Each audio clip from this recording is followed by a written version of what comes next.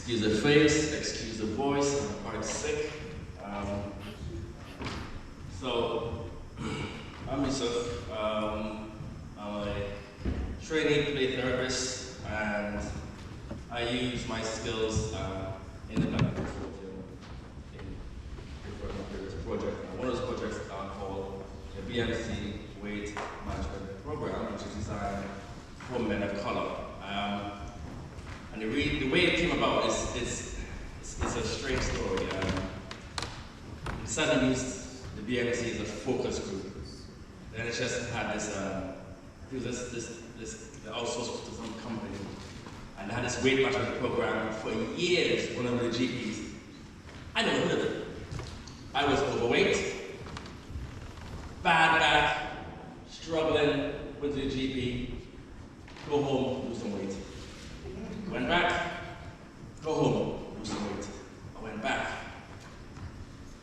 go into the gym. Went to the gym, hurt myself, damaged myself, know what I'm doing. And apparently at this time, this service was running with the GPs. And I had the right to access that service, and I knew nothing about it. So they did a research and found out that for some reason, black people in general would not access any service, and it came down to the GPs. The GPs were not sharing, were not making referrals. Why? Maybe because they think they're stronger, I don't know. So we looked at the program anyway, but apparently when black people went to the programs, they found that black people were leaving the programs, especially men. So we said, okay, yeah, we'll be a focus group. We'll look at the program, and the first thing we saw was this dietary plan you have to follow on the program. I don't know you all, but me as a black man, I do not eat steamed chicken breast. That's the first thing we saw. And I'm like, I don't eat that kind of crap. I mean, we're black people, we eat differently. Some of us, we have our Jamaican heritage, we eat hard food. Right? And now you tell us to go home and change. And on top of that, the men, you expect the men to go home and tell their wives, stop cooking traditional food. The NHS system says that from now on you have to change the way you cook. So you need to go and buy organic food. How much of us here can actually afford organic food? I know I can't. So we say, you know what? This is the issues that we're seeing, and this is why it's not working. So they went away. Next thing we know, we're asking us, would you like to actually run a program of your own? We have people in the BMC that are doing it. We have trainers, we have personal trainers. We've got guys like myself who have psychotherapy backgrounds. So we say, you know what, we're going to actually do it differently. We're looking at how to make small changes, because when you ask someone to make these big changes in their life, how long is it going to last? So we say, no, but we're looking at how to make these small micro changes, and it just might help that person on their journey to better health. So we start on this program 1 day a week, and it's 2 hours. The first hour is more of functional training. And the difference is, instead of afterwards, as a normal in NHS, you do your training and they send you back to home.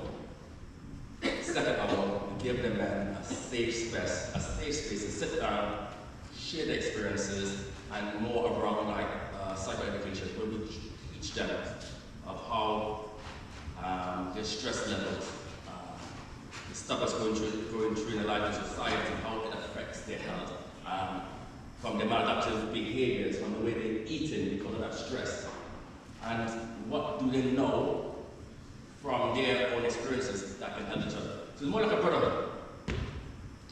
So instead of us sitting there teaching them, this is what you should do, this is what you should do, go and eat better, no. Go home, research. What works for you, what will work for you. So, for example, your wife cooks jollof rice, maybe the palm oil might not be a good thing. Maybe I can who works all day, has no time to cook, and eating takeaways. Maybe the everyday fish and chips, extra large portion, is not a good idea. Maybe you can go to a smaller portion. Maybe start putting some mushy peas in there. But it's about these small micro changes. And the program has been running for almost a year now. And the NHS gave us, I think it was a squad of 12 spots. We ended up having, we doubled it. We have double that spot. And we said we're not going to refuse any men. So we continue taking the men as they're coming in, and we're going to work with them, and that's what we're doing. We're almost out of time now, but we're still taking on. We don't care. If a man was to come, we say, come and join. We don't care. The door's open. And hopefully next year, we will get come in, continue again, and continue to get more men in there, just so they can know themselves, and just to stop all this issues in the land with diabetes, strokes. I myself, I was really so overweight that I was worried that, you know what, am I going to be, I'm 52 now, and where I was going in my late 30s, at this age, most likely out of a stroke. Yeah, and I've got some beautiful grandchildren right now. And I'm happy to be alive to be with those grandchildren. And that's what we want for these men. To be alive, to be healthy, for the young ones, for the loved ones, and just to continue growing. So thank you for having this time with me. If you want to know more, we have loads of leaflets all over the place.